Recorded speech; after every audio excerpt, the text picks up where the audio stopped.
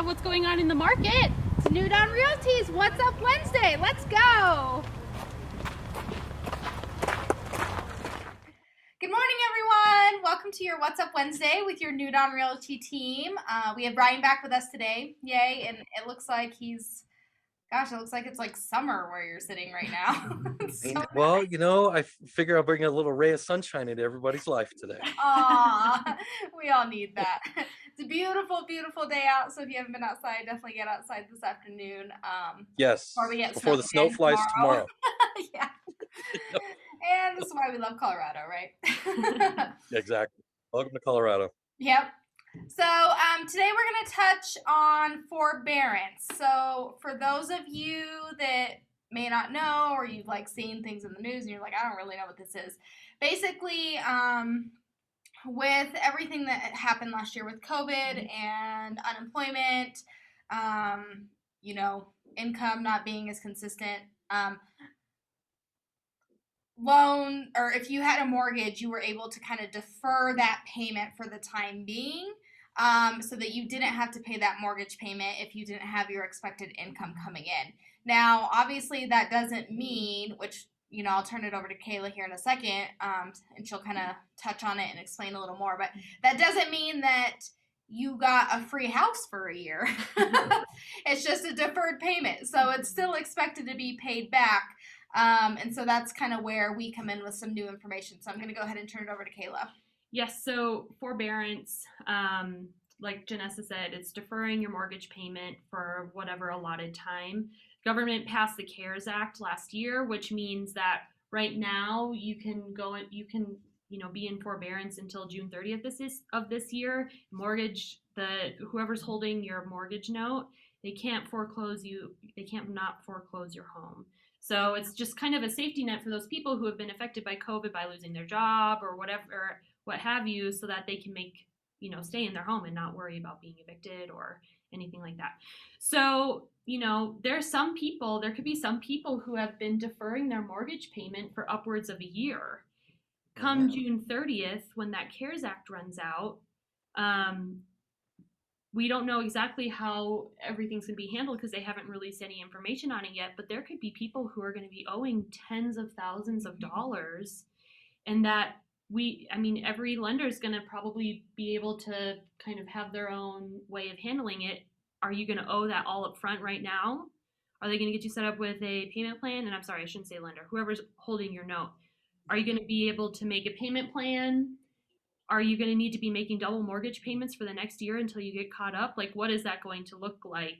And are people actually going to be able to make these payments? So if you have been taking advantage of forbearance, you need to start thinking, come July 1, how are you going to clear that balance?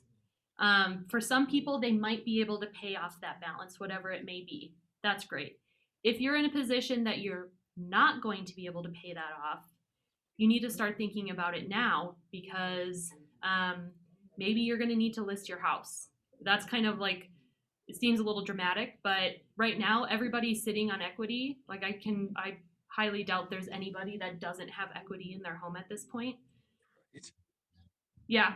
And so is it going to be a matter of, let's get this house on the market, make our money, get our note cleared, and then, hi. Sorry to interrupt. Mm-hmm. Chris was trying to track you down. Yep, he got a hold of me. Okay. Thank you. Sorry. That was Matt Edit. Here, everyone. You can edit that part.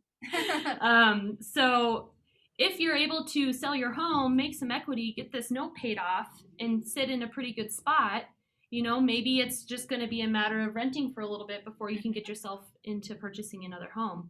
But you need to think about this sooner, because as soon as that July 1 date hits, the banks can start proceeding with foreclosure, and you might be in a position where you might end up losing your house. So it's all things that you need to think of. And I don't know if you want to pop in, Brian, with how you feel about it all. Well, what you're seeing for the most part is they're taking their payments. So, I mean, as an example, let's say somebody's mortgage payment is $2,500 a month, and let's say for 10 months they didn't make their payment. That's $25,000.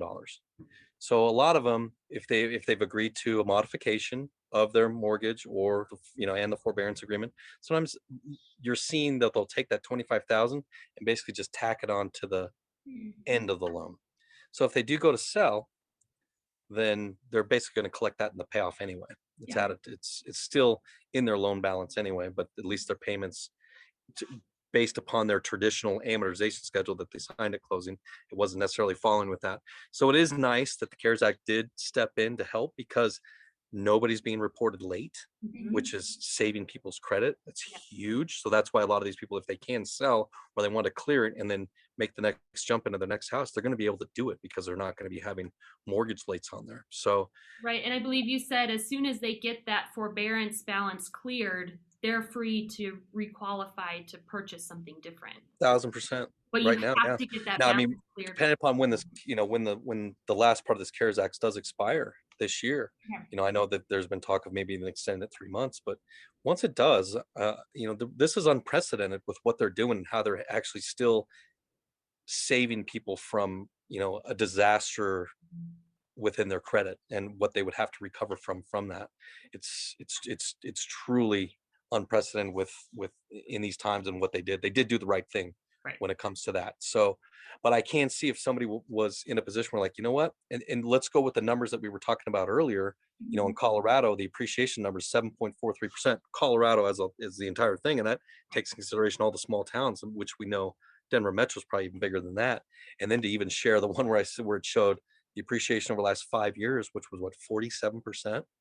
Incredible. So if you've owned a house for a while, and then you were hit by COVID, more than likely you're definitely in a position where maybe listing your house is your best option, Yes. and clearing all your debt maybe that you've accumulated, and still making and making up for the back end of what they rolled onto the back, and still walking away with money. Right. Yeah, but the caveat is you need to clear that forbearance balance first before you can think about doing anything different, because it will show up on your report as a negative.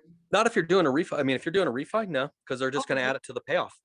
No, you don't have to clear it first. That's what's nice, is like they're tacking it onto the end. So then it's more like a payoff. Okay, so people could refi. They can refi, or if they go to sell, even if you go to sell, you don't have to clear that first. It's just going to be in your payoff when you go to sell. Yeah, I see. Okay. Well, that's good. That's really good information, because that gives people a lot of options, especially if their balance maybe isn't in the tens of thousands. If they're able to refi and get, something to help cover that, then that would be really helpful for a lot of people. For sure. Absolutely. Good to And know. you guys are in the right position to give that right advice when you go look at the house and give them their what their house is going to list for. So yeah. And so with that, I mean, whether you're in forbearance or not, if you do have questions about what your house could be worth right now, I think you will be very pleasantly surprised. Reach out to us and we can get you a CMA, and you can kind of see where you're at and decide how to proceed forward. Yeah. When we say that the market is crazy and houses are going for a lot of money, we're not being dramatic. We're being realistic. Yeah. So give us a call.